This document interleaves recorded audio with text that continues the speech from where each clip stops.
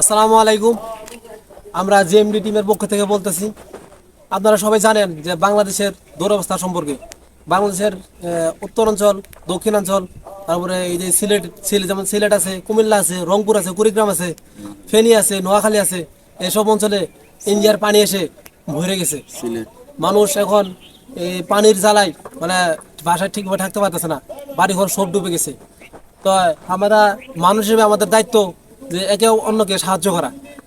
তো এখন বাংলাদেশের বিভিন্ন জায়গায় যেহেতু পানি উঠে গেছে, আর ইন্ডিয়ারা বলে যে তারা আমাদের বন্ধু রাষ্ট্র, তারা আমাদের বন্ধু।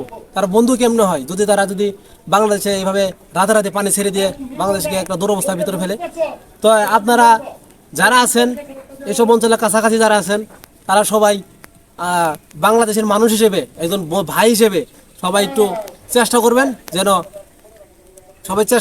সবাই সবাই সবাই সাহায্য সহযোগিতা করতে পারি আমরা। আল্লাহ হাফিজ।